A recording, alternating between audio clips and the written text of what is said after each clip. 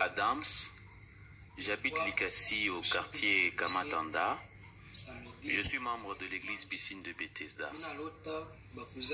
La nuit du samedi 17 août 2019 au dimanche 18 août, alors que je dormais, je rêvais que deux de mes cousins étaient allés jouer avec un burin au bord de l'eau.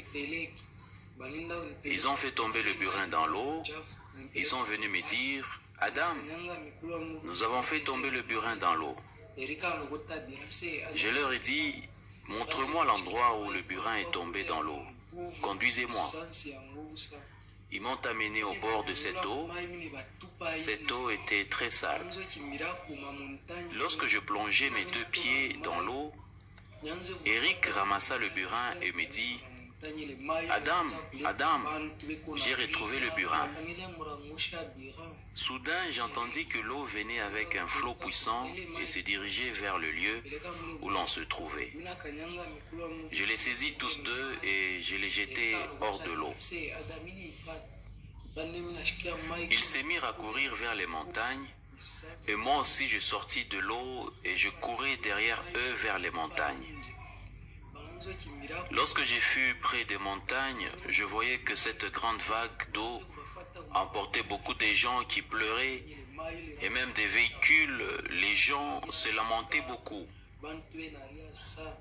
Lorsque je m'approchais encore des montagnes, une forte pluie se mit à tomber, accompagnée d'un vent violent. Je me mis à crier « Au secours, au secours !» et j'appelais « Eric, Eric !» Eric s'éteint là, me regarda un instant, puis disparut.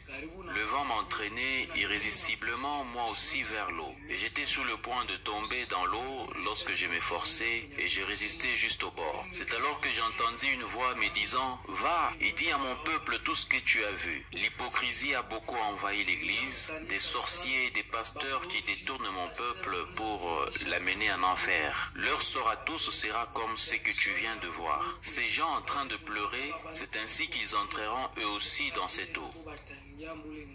Dis-leur, l'hypocrisie a atteint son comble. Cette voix me dit encore, lorsque le vent te poussait et t'entraînait vers l'eau, est-ce que tu as vu quelqu'un te saisir et te pousser à tomber dans l'eau? Je répondis, non, je n'ai vu personne. Et cette voix me dit encore, chaque péché de l'homme, de même que tu étais poussé vers l'eau, c'est ainsi que le péché agit. Il entraîne chacun vers l'enfer. Est-ce que tu m'as vu te saisir en te disant, allons, allons là-bas? Je répondis, non.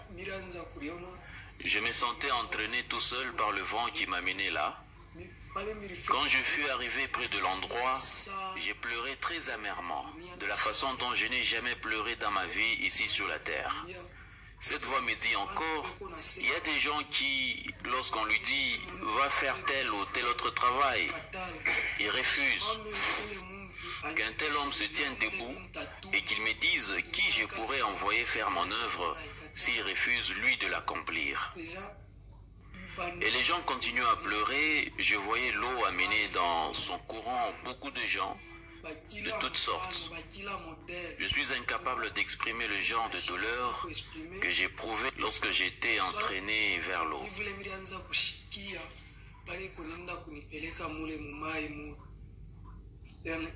On a beaucoup insisté pour que je parle de la question de l'hypocrisie. À ce sujet, il m'a été recommandé de lire le livre d'Amos, au chapitre 5, à partir du verset 13 jusqu'au verset 21.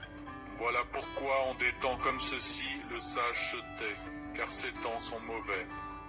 Recherchez le bien et non le mal, afin que vous viviez, et qu'ainsi l'Éternel, le Dieu des armées, soit avec vous, comme vous le dites. Haïssez le mal et aimez le bien, faites régner à la porte la justice, et peut-être l'Éternel, le Dieu des armées, aura pitié des restes de Joseph. C'est pourquoi ainsi parle l'Éternel, le Dieu des armées, le Seigneur. Dans toutes les places où on se lamentera, dans toutes les rues on dira « Hélas, hélas !» On appellera le laboureur au deuil, et aux lamentations ceux qui disent des complaintes. Dans toutes les vignes on se lamentera, lorsque je passerai au milieu de toi, dit l'Éternel.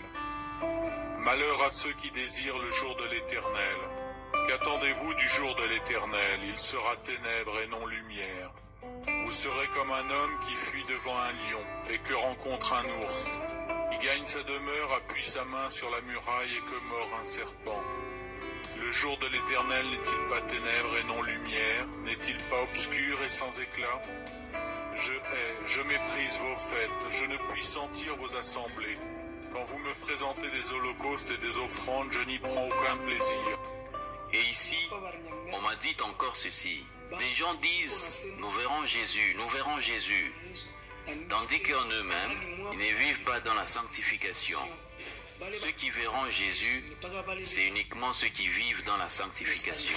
C'est le message que j'ai reçu.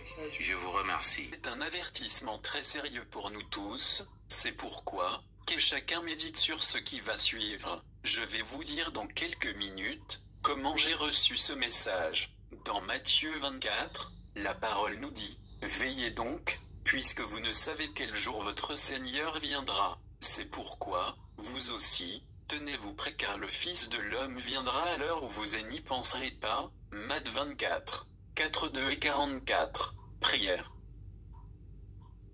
Père Saint, je crois que tu envoies présentement tes anges et je crois qu'ils sont en train de réunir tes élus des quatre vents. Le jour du Seigneur approche. Père, tu m'as parlé si clairement cette semaine dans un songe, et je vais vous partager ce songe dans un instant, et je prie le Seigneur Jésus, afin que tu éveilles nos cœurs. Tu m'as dit de prêcher ce message cet après-midi et je t'obéis. Je ne sais pas qui tu as envoyé ici et pourquoi tu les as amenés, mais ce message est pour tous, et je prie le Saint-Esprit de nous réveiller de notre sommeil. Tu nous aimes, tu es notre Père. Mais tu es très sérieux dans ce que tu dis dans ta parole. Ce n'est pas une plaisanterie et ce n'est pas une comédie pour nous faire rire. Seigneur, tu ne retardes pas ta venue, tu nous dis que tu viens comme un voleur dans la nuit. Cette nuit ne devrait pas nous surprendre, parce que nous devrions être éveillés à ta venue. Cher Saint-Esprit, fais ton œuvre de conviction parmi ton peuple, au nom de Jésus. Le songe. Mardi dernier, j'ai eu un songe du Seigneur, et il me parlait de son retour prochain. Dans ce songe, je réalisais que j'étais en train de monter à la rencontre du Seigneur dans les airs. C'était l'enlèvement. Il y avait des multitudes de personnes qui montaient, il y avait une très puissante force d'attraction qui nous élevait dans les airs. Les anges étaient venus nous chercher. Ils entraient dans les maisons et allaient chercher des personnes. Je savais avec certitude que je m'en allais à la maison. Le Seigneur Jésus était venu, et nous étions tous rassemblés ensemble par les anges qui venaient chercher ceux qui s'étaient préparés. Celles qui étaient prêtes entrèrent avec lui au festin de noces et la porte fut fermée. Matthieu 25, 10. Il y avait des milliers et des milliers de personnes qui montaient. Comme l'éclair part de l'Orient et lui jusqu'à l'Occident, je voyais cet enlèvement prendre place comme au ralenti. Je me rappelle, tout particulièrement, que je voyais dans une maison 3 personnes que je reconnus. 2 de ces personnes étaient des amis proches, et l'autre était un membre de ma famille. Ce qui me surprenait le plus, c'était que nous passions tout droit et que ces personnes ne montaient pas, elles restaient là. J'ai eu soudain un sentiment de terreur et je me suis dit, « Oh Dieu !» Ils sont restés en arrière et le Seigneur m'a fait ressentir pendant quelques moments la terreur et la détresse de ceux qui restaient là, et qui n'étaient pas enlevés. J'ai su à ce moment avec certitude, que tous ceux qui s'appellent chrétiens, qui disent Seigneur, Seigneur et qui ne vivent pas pour Dieu, et qui se servent de la grâce comme prétexte pour vivre dans le péché, ne seront pas enlevés. Ce verset est devenu très réel, dans mon esprit. Quiconque me dit, Seigneur, Seigneur, n'entrera pas forcément dans le royaume des cieux, mais celui-là seul qui fait la volonté de mon Père qui est dans les cieux. Alors je leur déclarerai, je ne vous ai jamais connu, retirez-vous de moi, vous qui commettez l'iniquité.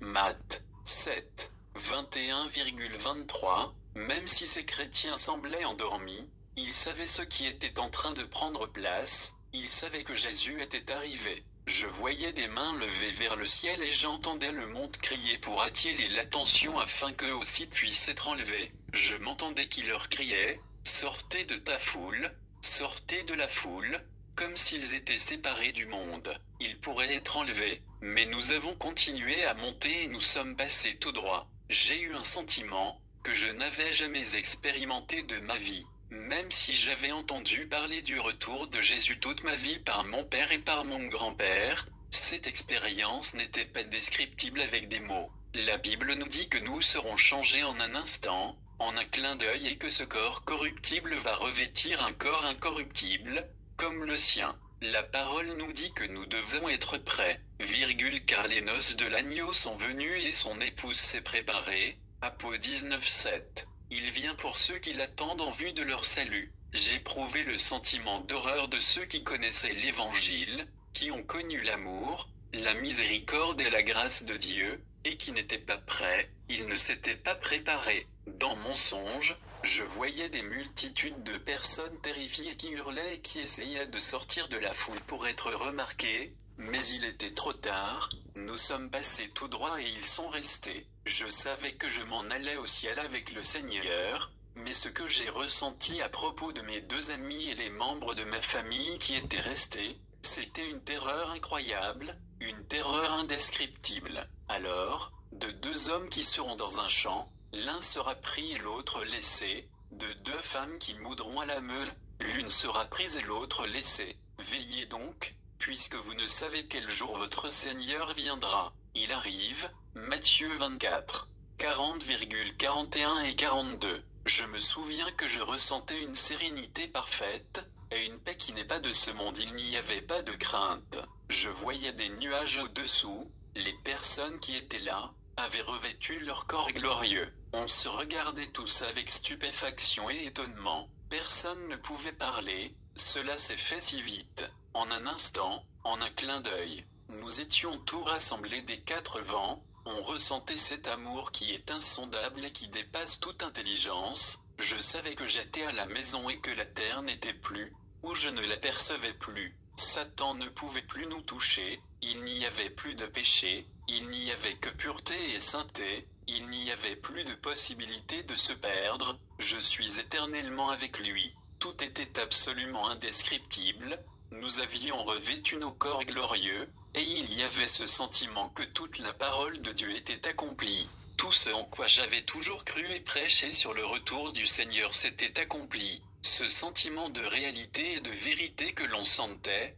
était le vrai monde, la vraie vie, la vraie réalité. C'était l'éternité, tout était passé, tout était devenu nouveau comme dans un rêve, le passé n'existait plus. Dieu nous avait donné sa grâce et sa miséricorde, et il nous avait donné tout le temps de nous repentir, afin de vivre dans sa gloire. Tout à coup je me suis souvenu, dans le songe que j'étais en train de faire, que je disais, « Mais Seigneur, qu'est-ce qu'il advient de tous ceux qui sont restés, et qui n'ont pas été enlevés, ceux qui sont restés en arrière, et qui pensaient qu'ils étaient prêts, ils ne sont pas ici. Seigneur, que s'est-il passé avec eux ? Ils sont perdus. » C'est le sentiment que j'avais en moi, ce n'est pas un sentiment qui va être là quand Jésus va revenir, mais je crois que Dieu a voulu me faire ressentir ce que ces gens vivaient dans leur détresse. Tout à coup, alors que je pensais à tous ceux qui étaient restés, je me suis réveillé, je me suis assis carrément dans mon lit et j'ai pensé,